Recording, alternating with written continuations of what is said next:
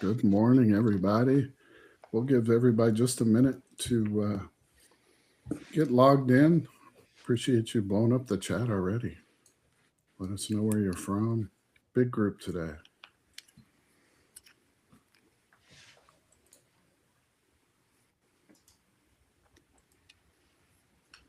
New Jersey, Texas, California, Alvord, Texas. Love it. All right.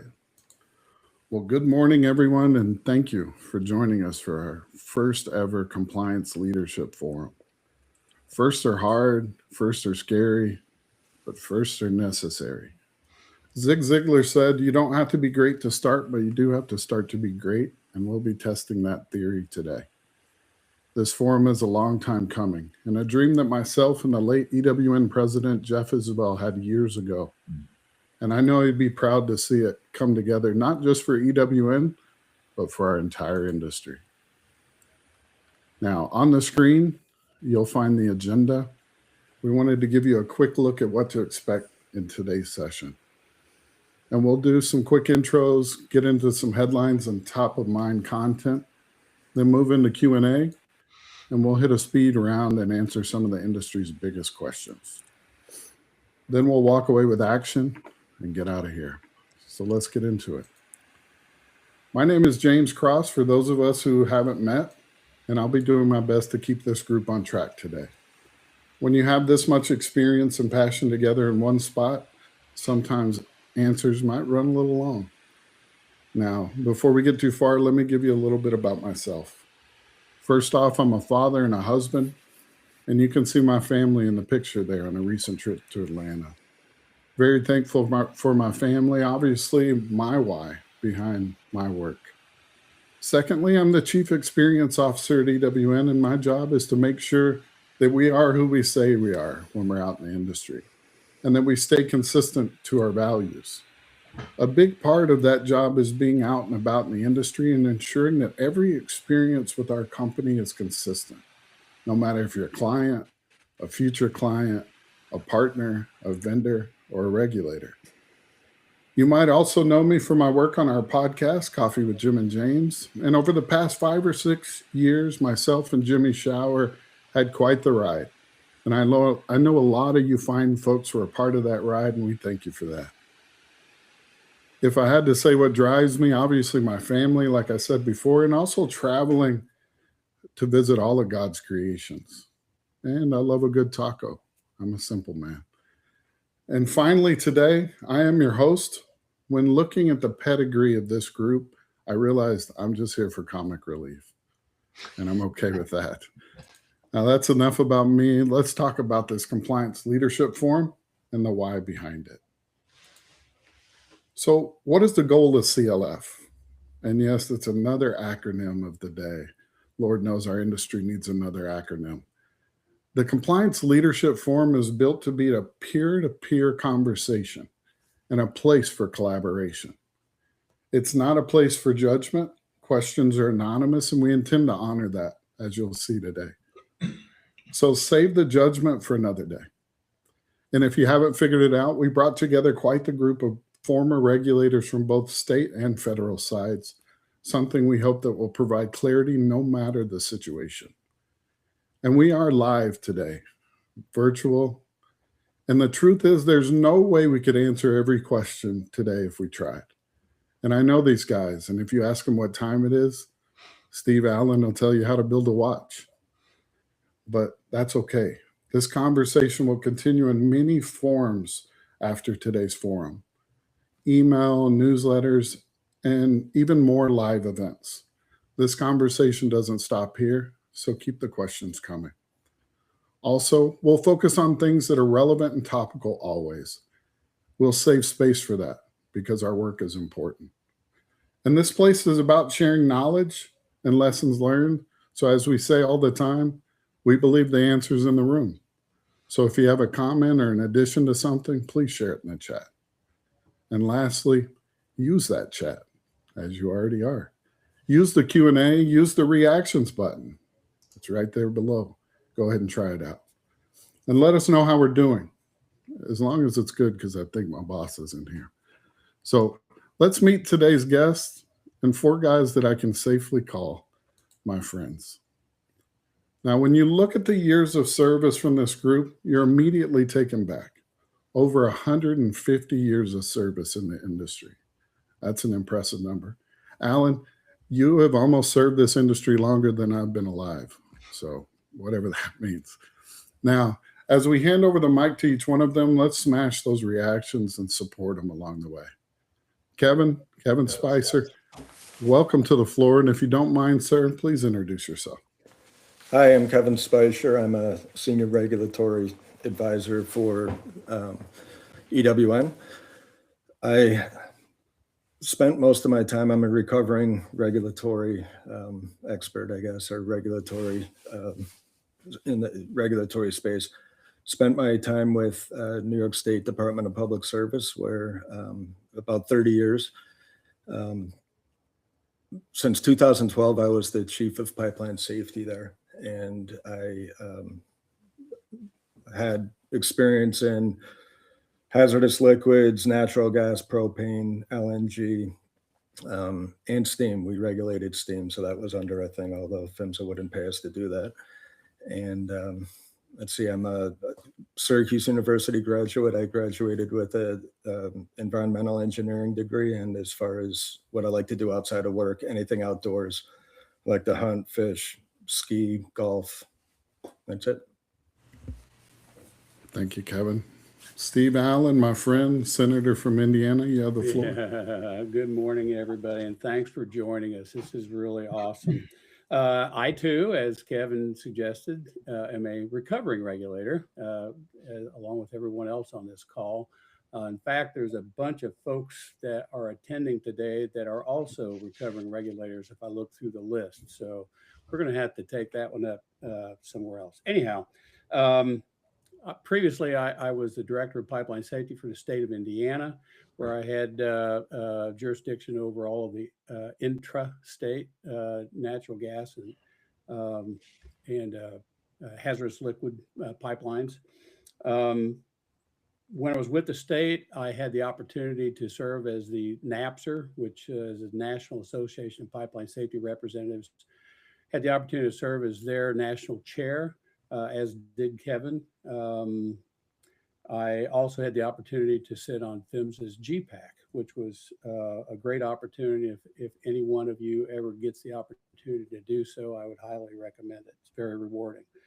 Most recently, I retired from Energy WorldNet last year as the executive director of pipeline safety, where in that role for 7+ now, 8 years, served as a PSMS advocate.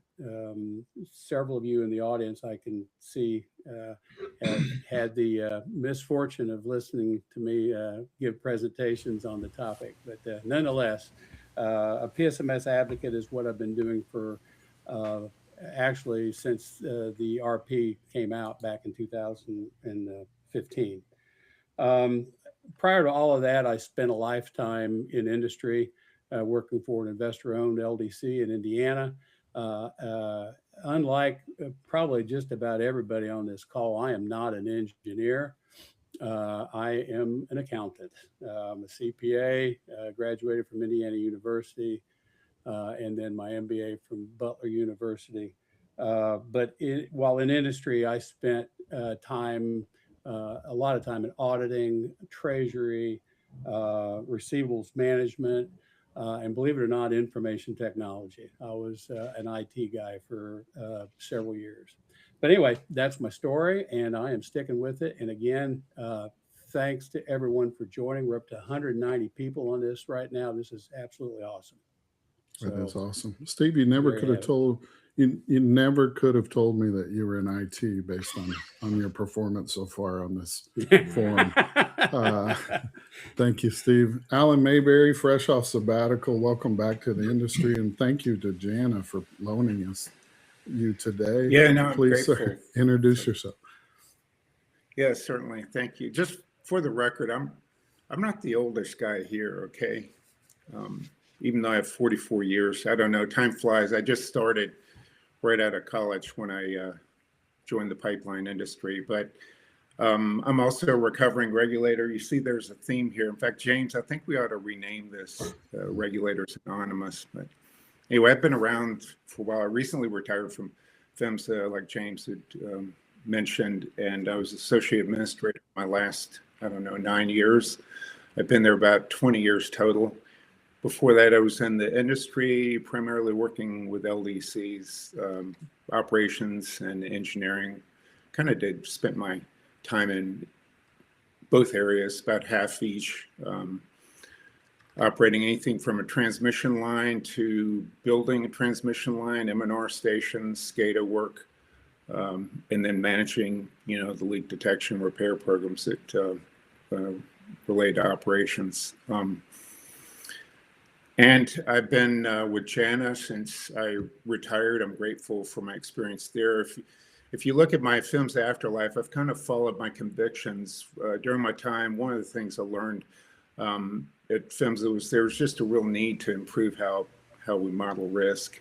And certainly JANA is really good in that area, and I really believed in what they were doing, and came there to join the crazy smart people at JANA late last year. Now I'm also on the board of directors for Skipper and ET, which is a company that also deals with an issue I was very familiar with at PHMSA, and that is, dealing with bending strain pipelines that are subject to geohazards and the like. And anyway, I'm helping them out as well. And that's my story. And then, what do I do for relief? This is really helpful during my time as a regulator. I love the solitude of Shenandoah National Park and fly fishing. Certainly I enjoy being around people, but that's kind of a place of solitude for me. And, just you and the stream and figuring out how you're going to catch that native brook trout. It's awesome. I love it. Anyway, that's it. Thank you, Alan. I just think you could have been fly fishing today and you chose to be here. I know what that says about you. Hey, I've been in February plenty of times. Yeah. And last but not least, Jeff Wiese, thank you for joining us today. I'm looking forward to your insights. And believe me, I have the censor button ready just in case you get out of hand, sir. If you don't mind, introduce yourself. Okay. Well, I promise no swearing. Let's see. I'm going to make it short. I would say my relevant history. I won't talk about the prior to becoming a regulator. But I'm basically in sciences through my undergraduate and graduate degrees, came out, bounced around doing a few things, including the most interesting of all of them was sailing for a couple of months off the Atlantic coast. And it was like fantastic. My relevant experience was I started working for USGS, the Geological Survey, right before they were reorganized into Minerals Management Service. For those of you who know offshore issues, went through a number of positions there, but ended up being chief of staff for offshore operations there. Spent most of my time in the Gulf of Mexico region, which I love. But from there, I met people in interagency committees, and one of them was my former boss, Stacy Gerard, who recruited me to come to DOT, and held a position there for about 7 years, and then everybody left the room, and I got appointed to be the associate administrator and did that for another 10 years. As Steve was talking about the advisory committees, I ran those for 10 years, and Alan ran them when he was there. Very good experience. I've been on the board of a few things, Common Ground Alliance, Major LDC. And you asked about, I got stuck when you said, hey, what's the one thing you want to highlight that you do outside of work? And I said, damn, and my kids were, raised 2 kids myself, and had to teach them how to eat properly. Both of my kids have well-developed palates because I made them promise me they owed me a bite of everything I made. If they didn't like it, they didn't have to eat it. But if you try things 7 times, they say you'll be a convert. So I do like to cook, and it was a matter of necessity, but I do it now for fun. That's awesome. Thank you, Jeff. As you can see, we built a strategic team to support this forum and well beyond. Enough lead in. Let's get into it, guys.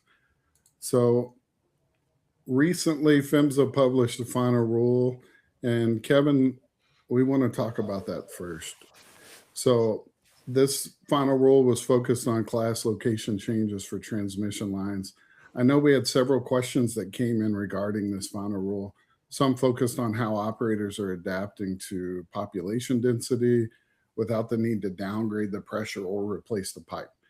Do you want to give our attendees a flyover of the rule itself and specifically answer some of those questions that came in?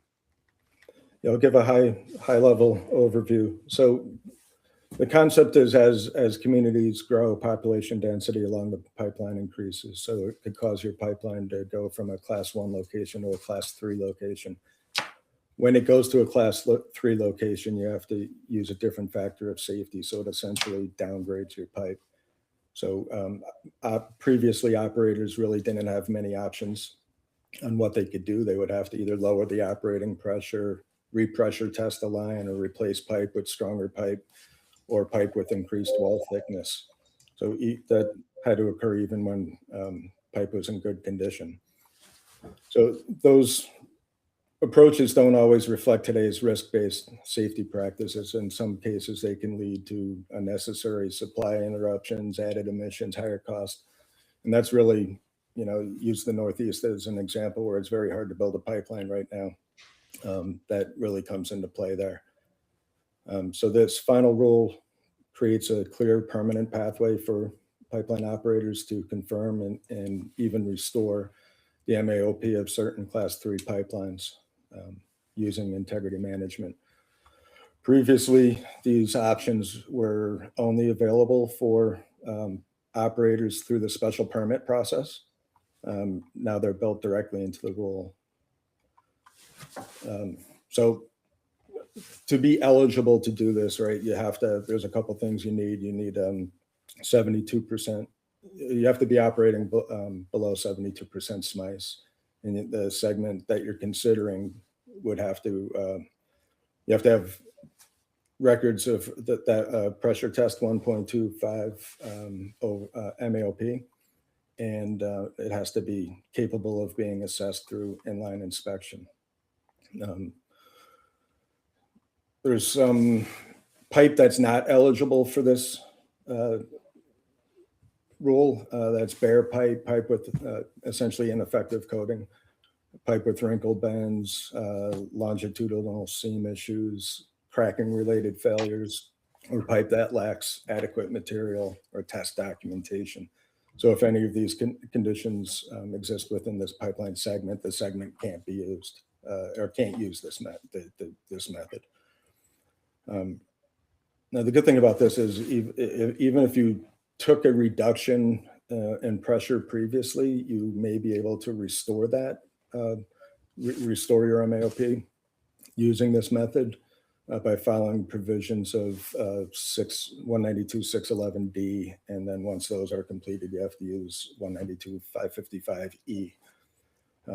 So this rule allows operators to apply integrity management alternatives regardless of when the class location changed, as long as the segment meets certain eligibility conditions.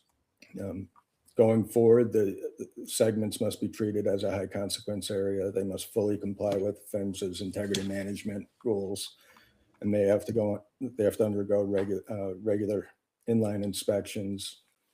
Conditions need to be remediated, leak surveys, patrols, valve upgrades, and the like. Of note, like if there is a leak or rupture, that segment is disqualified from using this method. So that's important to keep in mind.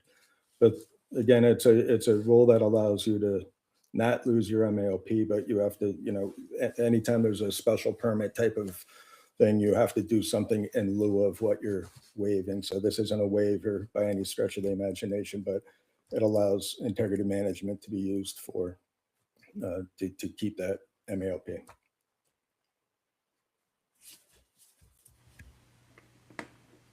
Alan, Jeff, I know y'all were involved in this. Yeah, I know y'all were involved in this as we kind of worked on this back in the day. Do you want to provide some insight as well? Sure, and I know Jeff Jeff and I both have some history going back. Jeff before me as well, as far as how this came about. But when I first was hired by PHMSA in 2006, one of my main jobs was to implement our special permit program. So basically, long story short, the recent rule codified a lot of the relevant provisions, conditions that were in those special permits. I would, I can fondly recall, actually fondly and also cursing a bit too, that was probably the busiest, not probably, it was the busiest area for us regarding special permits.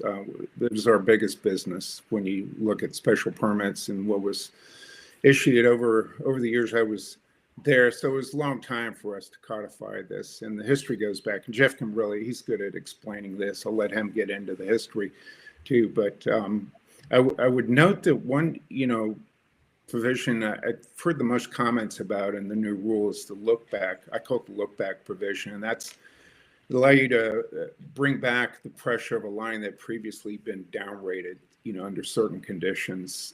Very necessarily, the rule is very picky about what's allowable, and Kevin did a good job of explaining, the conditions related to that, many of them. But, I encourage you to, look at the rule, get help if you need to, but the devil's in the details. But I did think the look back provision, I think, was appealing to a lot of people, especially as we look to the difficulty in installing greenfield pipelines these days, and the need to look at increasing capacity of the very valuable pipelines and right of way that are in existence today. But those are just a couple of thoughts. I don't know, Jeff, you can. Yeah, I think the only thing I would add here is that those who've been in the business a long time may remember the risk management demonstration program that was authorized by Congress. And the agency worked with a lot of companies to actually try to define this back then. But I think we basically came to the conclusion that in any particular instance, it was probably fine to move forward something like this. The problem became when you extrapolate over the whole system. And so I think this rule does a fairly good job of trying to say, hey, do it, but make sure you've got the documentation to prove it. And the one piece of advice I would offer to people in a helpful way, I mean this, is to say that you would expect that the agency, after a rule is new, will put some focus on it when they go to see operators. They'll probably ask about segments that you might have, brought back or that you're trying to change. And so just have your ducks in a row on that one. It's a good idea. Last thing was, Alan was right. It was killing us, the number of special permits that were coming in, because there's a lot of work that goes into those at the agency. So I do remember us telling the leadership of the transmission sector, in face-to-face meetings, like, don't bring us any more special permits. If we know what we need to know from this one, if you're really serious, let's go to rulemaking. So petition for rulemaking. And so they did. And that's what took forever to get to this point. Someday somebody will ask a question about, hey, what's the challenge of trying to pass a regulation? And Alan and I can go off, and probably these other guys as well, for an hour. So I'll just stop it at that, James. Well, Jeff, when you left, they picked up again, and I think it was because I was easy on them. No, but we needed to get the rule out. There's no difference between Democrats and Republicans when it came to could you pass a rule or not. It was really not about that. It was just about other things. Well, what a master transition. It seemed like you had a podcast or something. So I want to move past this final rule and keep us moving along. So Alan and Jeff, we heard news recently of some updates over at PHMSA. I know both of you are very close to that org in your previous lives. Can you speak on what these changes mean moving forward, and any suggestions on how we work with current administration and leadership to get things across the line? And what are like the trickle-down effects of administration changes? Alan. That's Jeff, the most we're recent. drawing straws on that one. In case you didn't know, there was an election, and it's like deja vu as the career leads that positions that Jeff and I had.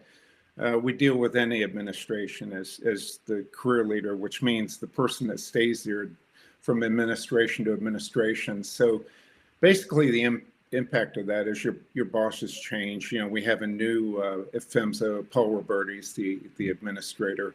Now Senate confirmed. Under Biden, we had no Senate confirmed administrator. We had the deputy administrator who led the agency throughout the Biden 4-year term.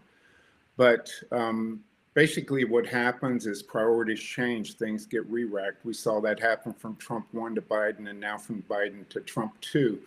Whereas, your priority might have been the leak detection and repair rule under Biden. That's still a mandate to get done, but the whole order of priority of getting policies out, like rulemaking, changes. And that's just, part of the fascinating part of the job that we had there.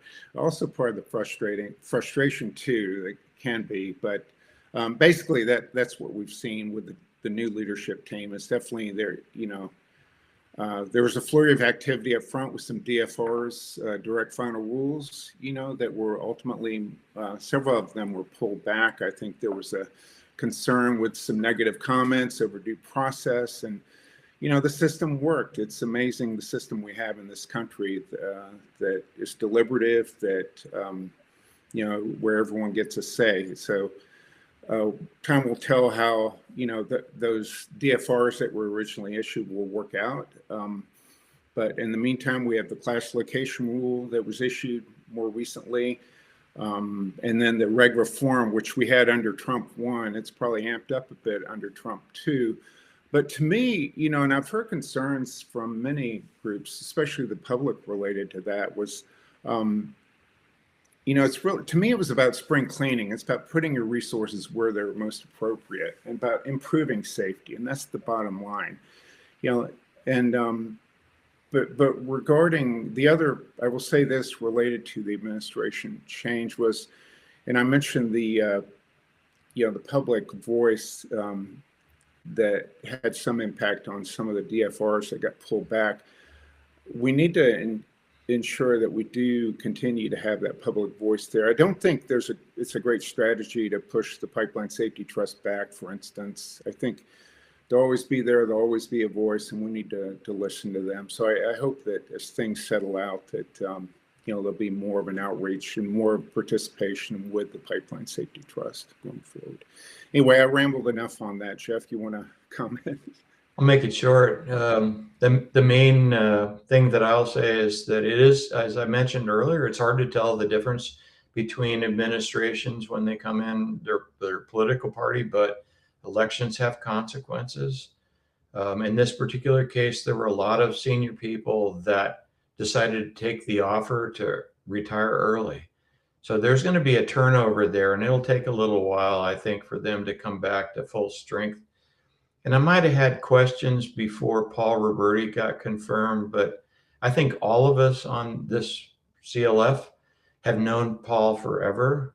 Paul is a very good guy. I think he is well-intended, and he'll do the best job that he's allowed to do. That's the way I'm going to put it. Paul served on the National Association of Regulatory Utility Commissioners, on the gas committee, which I was on. I think Alan was on, Steve, and Kevin, I think you guys were involved with it as well. So he knows what he's talking about. And he's just a good person. So I'm hopeful that under Paul's leadership, now that they actually have real leadership there, things will go out and play out for the better. Yeah, we just saw I'd like Paul to chime in on at MAPS, or Steve, yeah. Yeah, I'll just kind of chime in, the trickle down. But first off, I couldn't agree with you more, Jeff. Paul is a great guy. If anybody on the call ever gets an opportunity to shake his hand and chat with him, I think you'll be very pleased. Good guy.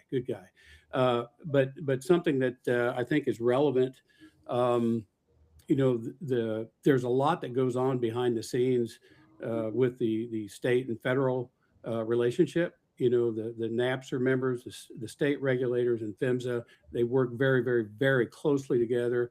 And up to this point in time, administration changes really hasn't impacted that relationship to a great degree. Now, the fact that there have been an awful lot of leadership within PHMSA, directors and managers and so on and so forth that have taken the offer to retire early or whatnot, we'll wait and see. But I feel pretty confident that relationship is going to survive.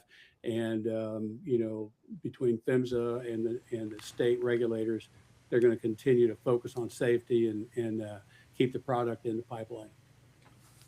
Hey, I'm sorry, James, just jump back in. You asked about any advice that we might offer folks, and Alan will know this one pretty well because we've long said it to people. The regions in the federal level, I'm only speaking to the federal regional offices, are really a great spot to get to know people before game day. If there's an accident, you want to meet these people. It's the same with emergency responders, right? You want to meet them before game day so they have an idea about you and your capabilities and whatnot. Some of you will probably go in through the trade associations to meet Paul, and I highly recommend that. And I would focus your for the time being on Paul or Linda Doherty, who's acting in Alan's absence now. Linda's great. We both worked with her for decades. So, but I encourage people to go in and see the regions before you have a problem, or if you have something you want to discuss. And I'd say 9 times out of 10, they're going to be happy to talk to you and maybe even give you some good ideas.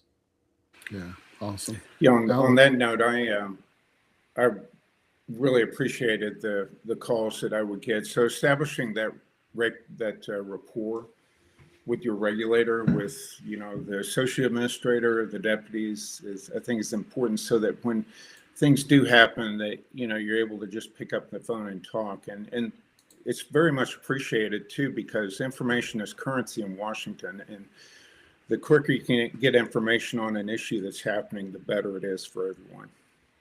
Absolutely. Alan, just real quick, if you don't mind, someone in the chat or a question came in asking, you mentioned some of the DFRs that were rolled back, and they asked which ones were rolled back.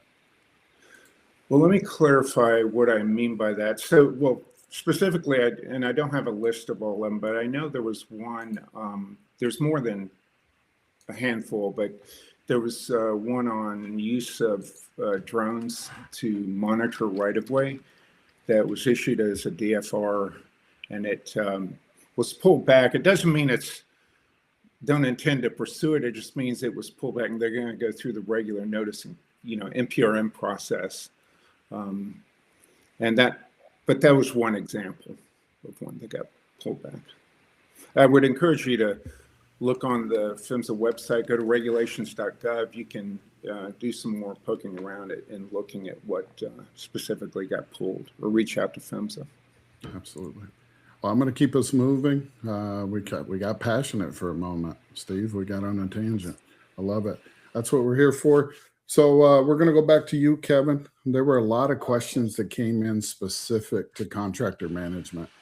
And I know you'll talk a little bit more specifically here in just a minute about mutual aid. But do you want to give your perspective of where we are in terms of OQ when it comes to contractors? Yeah, so OQ is operator qualifications, and I think sometimes we lose sight of the operator part of it. So when a contractor is working on an operator system, from a regulatory standpoint anyway, it's the same as if company personnel were doing that. So operator personnel were doing that. So it really comes down to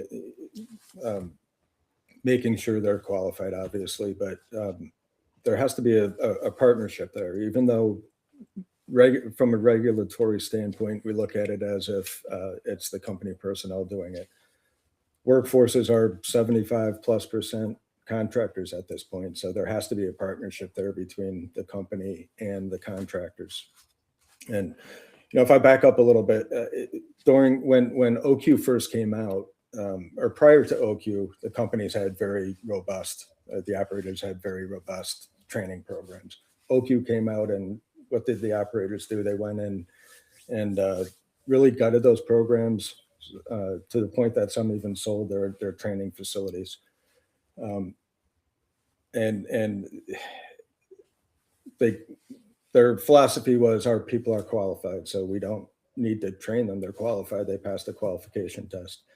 And really what happened around that time was the time we started seeing contractors replace company personnel. So you'd see contractors a little bit on the construction side, distribution construction side.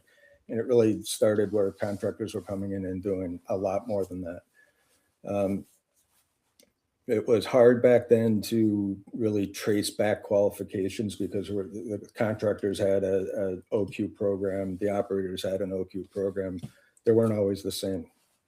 But around the same time, when we started bringing issues up to the operators, the contractors started putting a lot of money into their training and training facilities, to the point that they were improving their training while the LDCs were really scaling back, to the point that the contractors were probably, at least from a formal standpoint, were more trained than some of the operators. Obviously, the operators had some OJT and stuff like that went into it. But so after we saw the contractors build up their programs, they became well trained. The operators at that point, I mean, we try to put a lot of focus on making sure that the contractors, first of all, there has to be OQ equivalency. So the operator is required to take a look at whatever program the contractor is using and make sure that it conforms with their OQ program, which also really means their equipment and their procedures and the way the operator does work. So we continue to see improvements, and obviously there are still improvement opportunities there. But when it comes to OQ, I'll go back to it's the operator, right? So it is a contractor personnel is the same as if an operator personnel were performing the covered task. So make sure that any gaps.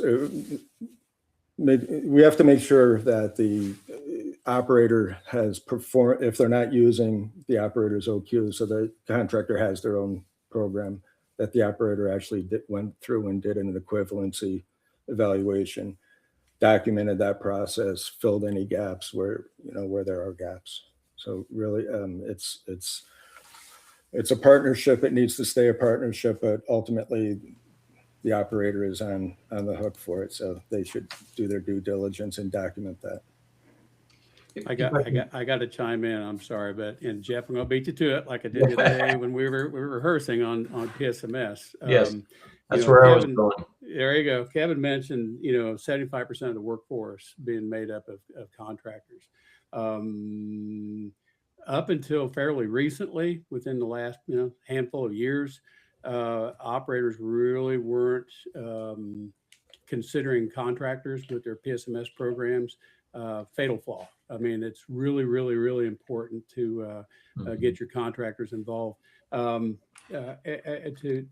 quote something that Paul Roberti mentioned post Merrimack Valley when he addressed some members of Congress, he said something to the effect that an operator is only as good as their worst contractor. Okay, truer words were never spoken. So from an OQ perspective, you got operators, it is your responsibility. You got to make sure your contractors is doing things how you want them to be accomplished. Likewise on the PSMS side, you just got to get them involved. Jeff, your turn. Yeah, make it short. I was going to underline what Kevin just said, which I think is the most important thing to a regulator. When it comes down to it, the operator is always going to be responsible. And I think all of us on this call would love to, and hopefully in the future, we'll get into safety management systems a little more in depth. But honestly, I began with that stuff in the offshore world with RP75, which finally the MMS successor built into regulation but it does cover contractors, and it is important. I think everyone's understood what Kevin said, that the dominant part of the workforce out there are really the contractors. I've seen some operators now insisting that their contractors define for them how they line up with the operator's OQ program. So good stuff, and we'll come back, because I know we're all passionate about SMS. Yeah. Absolutely.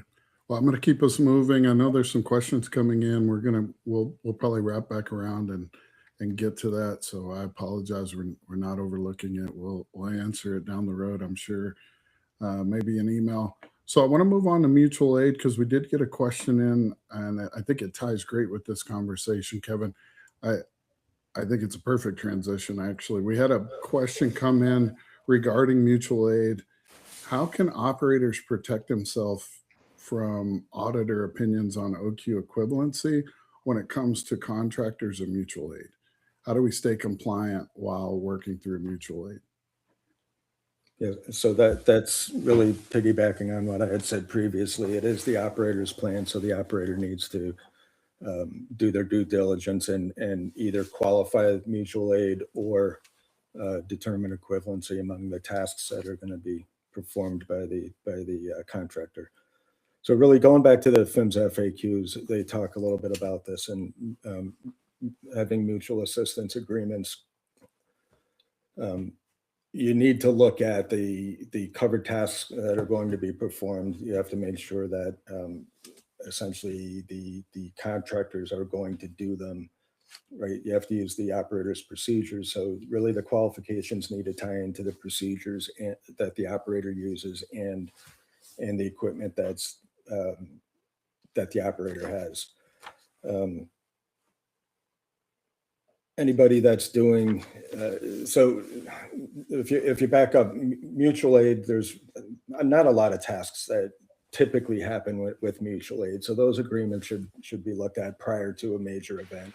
Usually those tasks evolve during the event, but they are focused on service and restoration of service. A lot of times there's time there. You know, during the event, usually like a flooding event, you have to wait for water to recede and things like that, but still having a plan going into it. So a lot of these things are taken care of prior to the event is ideal. But from my experience as a regulator, I would say to go back to the original questions, how do you get away from the auditor's opinion? Any auditor, any regulator is going to come in and ask, are they qualified under your program or their own program? Did you do, an equivalency evaluation to make sure that their program is equivalent to yours? Did you fill those gaps? Document that process. From a regulator standpoint, if that process is not documented, it did not happen. So you really need the operator needs to document that they actually did do that. I would say that's probably one of the most important things there. Again, you're going to know or have a pretty good idea of what you're going to need for mutual aid, what tasks would be performed by mutual aid and what would be performed by company personnel, and fill those gaps prior to the event to the extent that you can. Once the event starts, it's chaos, and it's very hard to do that on the fly, and it's even harder to document that you did that on the fly. So any regulator that comes in is going to look at that. If you document your process, we can have an argument later about, I don't think you have equivalency. You think we do. If it's documented, at least you're showing that you went through the process and tried to determine that equivalency existed. And just to kind of add to that, Kevin, I mean, from a risk mitigation perspective, I mean, if you're crying out loud, you start looking at your whole risk model and process and what can go wrong. And well, if all things, hell breaks loose, what are you going to do to fix it? Well, this is a great example of you need to have your ducks in order ahead of time. So yeah, think of it as a big part of your risk management program. The only thing I'm going to add is I think we should take a second to congratulate a lot of the operators. They have done mutual aid very well. There are issues, like Kevin said, we were talking offline about Superstorm Sandy. There were a lot of issues there, including ones Alan and I were involved in with getting Canadians who were volunteering to come in and help, but not subject to the drug and alcohol requirements that the U.S. is. So, at any rate, I just wanted to say that in my experience, the operators have worked very well together, and they've learned some of these lessons from Katrina on, where they're really trying to do a better job with mutual aid. So kudos. And on that point, I think that's why PHMSA commonly issues a notice of enforcement discretion related to OQ and related to drug testing during natural disasters, commonly in the aftermath of hurricanes. And it doesn't mean you work with impaired workers or untrained workers. It just takes the bureaucracy out of the mix, the administrative burden, when you have people, moving from, say, Florida to help people in Colorado or vice versa, is probably what would happen. Yeah, and Superstorm Sandy was a good example, Jeff, because that involved, like just in New York, that involved multiple operators. So multiple operators needed mutual assistance, but neighboring states also did too. So people that are, the mutual aid that would normally be used were committed to another operator. So that's when the people from Canada and really across the country came in. So a lot of that, there wasn't the time to pre-qualify. They had to be qualified. But I always told my operators, don't assume that PHMSA or the DPS at that point is going to issue that special permit and waive portions of the OQ. Be prepared prior to the extent that you can. All right, I'm going to keep us moving. We're behind, guys. Is anybody surprised? I hope no one has a hard stop at 11 Central. Just kidding. So, Steve, I want to move on to pipeline safety. I'm going to ask you to keep this as brief as possible, which I know is tough for you. I mean, it's a tough one. So, with PHMSA's study results from 2024, their 2025 advisory bulletin regarding PSMS adoption, and the small operator guide it's annexed that's currently being proposed for RP 1173 V2, what kind of advice or guidance can you give smaller operators, especially municipal operators, who have not yet begun their PSMS journey? Okay. So, yeah, keep it short. All right. So to put this into perspective, okay, for those of you who haven't read the report that PHMSA delivered to Congress, the good news, bad news. Good news is 86% of the distribution pipeline mileage in this country is managed by or operated by operators that have adopted PSMS and have at least begun their journey. Okay, that's the great news. The bad news is that that only represents about 20 to 25% of the operators that are out there. Okay, so 1,400 operators in the country. About 1,000 of them are municipal operators, which are very small typically. Okay, and the study that PHMSA put out suggested that small operators, for a lot of different reasons, have difficulty pursuing PSMS. Okay, even though it is very scalable, there are challenges associated with trying to implement a PSMS and begin their journey. So, quite honestly, if anybody's interested, you can reach out to James or reach out to me. I've got multiple hour-long presentations on this very topic. So, but my advice to small operators on this: number one,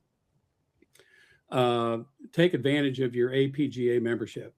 Reach out to Erin Carilla. She is a wealth of knowledge on this. Erin is the executive vice president of APGA. But take advantage of your membership with APGA. With that, it's for those who may not know, the Security and Integrity Foundation, which is associated with the American Public Gas Association, entered into a contract with Energy WorldNet to develop a PSMS solution for small operators. Okay, so that is in the works, and hopefully when we see the second version or second edition of RP 1173 come to fruition. For those who don't know, there is an annex that was added or is to be added to the tail end of that RP that provides additional guidance to small operators on how to move forward with their journey. So to repeat something that James said earlier, with PSMS, the advice would be is get started. Okay, you don't have to be great to start, but you have to start to be great. Learn as much about this as you can. I think one of the best sources of information out there is going to be pipelinesms.org. There's tons of information out there regarding the RP and management systems. So that's as short as I can make it, James. How's that?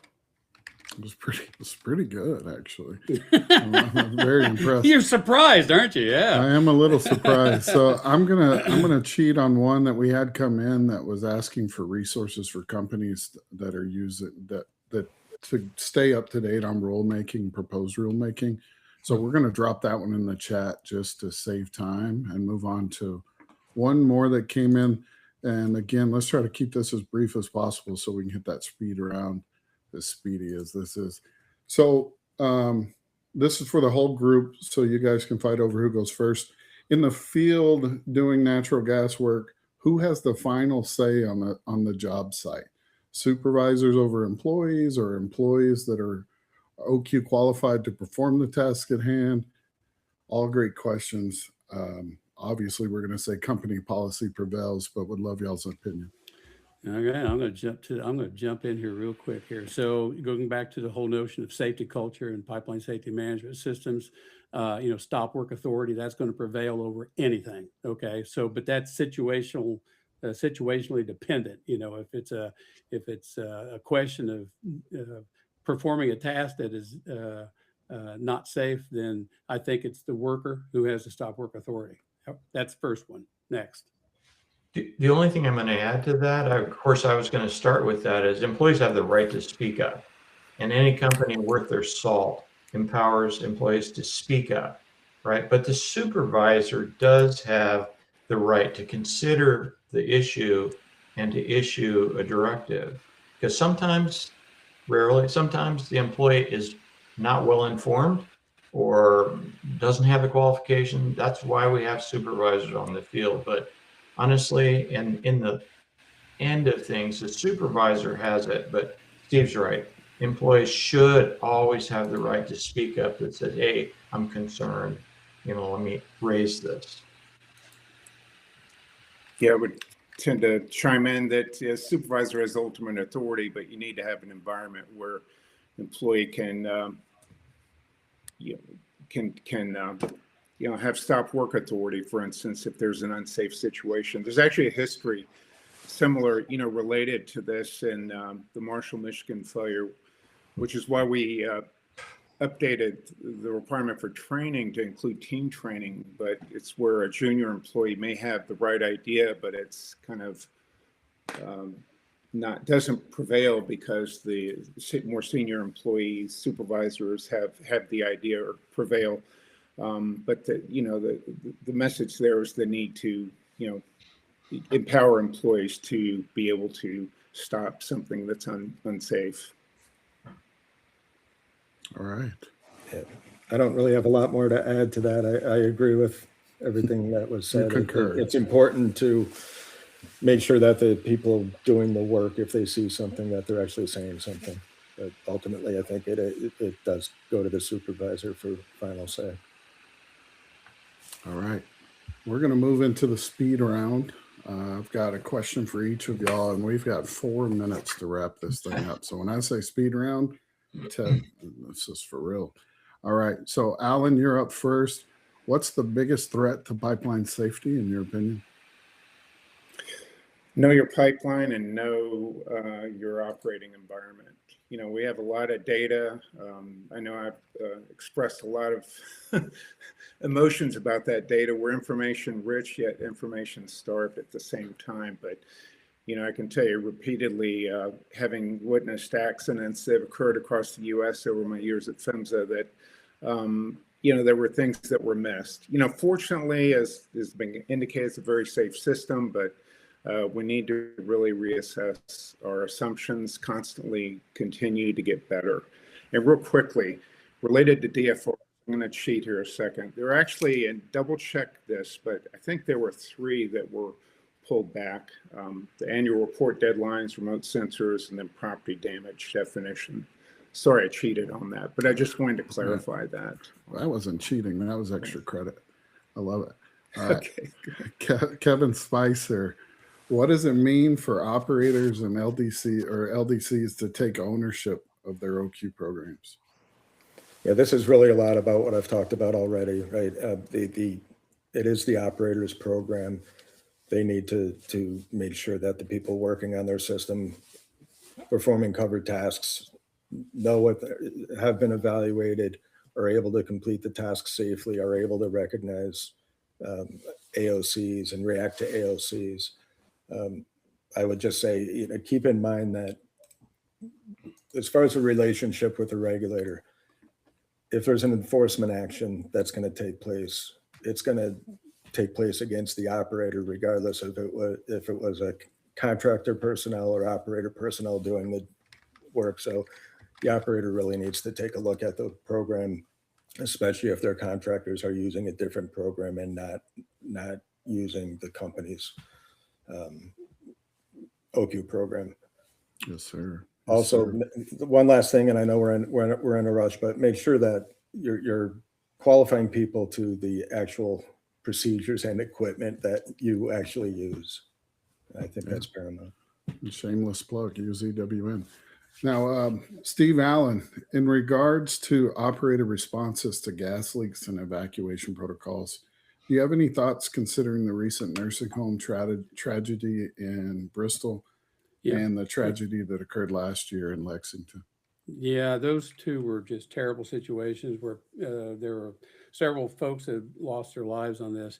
And this is a topic that, and I think everyone who read about this situation of the nursing home over in Pennsylvania, it was like, oh man, that how many things could go wrong all at once, it seems like. And we got to talking about it on the operations committee, which is another benefit for being involved with APJ for you members out there. We discussed things to come, looking at our crystal ball. What are issues that, perhaps the membership could get out in front of? And this is one of those issues where we're starting to look at, what are your protocols? How do you determine when it's time to evacuate? There are all sorts of issues out there that I think are worthy of the industry collectively addressing. What are the trigger events? What's the decision-making authority? Make sure that when the individual from the operator's service tech shows up to investigate a leak, he knows what he can and should do at the right time to evacuate people and not scratch his head and say, well, I don't know, maybe it's going to be okay. No, there needs to be some clear evacuation protocols that ought to be developed, in my opinion. So more to come on that. This is another one of those situations that, frankly, I don't know if this is on PHMSA's radar or not. I know it has been on NTSB's radar, but we will see. Thank you, sir. Jeff Wiese, last but not least, what's the difference between compliance and safety? Well, I'm going to start by saying we all work in a high hazard industry. For those of you who haven't been to a significant accident, count yourself lucky, but I find them to be the greatest learning opportunity you'll ever get. So don't shy away from going if you have an opportunity to be in. We've all been through fatalities and whatnot. James, in a future edition, maybe we can talk about the regulatory process, but the reason compliance evolves very slowly. You've seen how long it takes to get rules out. We collectively, whether it's state or federal, just have so many roadblocks in the way. The compliance bar, we used to say, is the price of admission to a high hazard industry. Every high hazard industry that I know of right now has a safety management system. And you can listen to these people talk, and it's very analogous to what we're talking about. And SMS is something Steve and I and others are advocates for that. We're sitting on the standards, building those things. And I think it is very scalable. But if you really want to run safe operations, you got to comply. But think about what you really should do to be safe. And SMS will move you a lot in that direction. I can't believe how short you were on that. That was great work, Jeff. You told me, I could see we're out of time. So Absolutely. That's one way to get him on track. Well, that's a wrap, folks. Right on time. I can't thank this group enough for their insights and candor today. We could not have done this without you guys. If you're wondering, we'll be delivering a recording of this to your inbox, so stay tuned for that. And if you register today, we will include you in future discussions to ensure we get as many of those questions that came in both before and after this session answered. And if you're one of the lucky ones attending the American Gas Association's Operation Conference in Tampa in April, the fine folks there at AGA, which I saw a few of them on in the chat, Vicky and Manson, they've asked us to do this event live at AGA, and we're excited about that. So stay tuned for more information on that, and we'll share those details as we get closer. Maybe you can sit down and ask these guys real questions face to face. The next virtual event will likely be in the summer, since we'll be doing the live one in AGA. So we'll share those details soon enough. And lastly, watch for highlights and snippets to be shared on LinkedIn, as well as following along via our social channels. Thanks again to our guests, and thanks to our producers behind the scene. And thank you to our audience. Until next time, stay safe, keep doing the good work.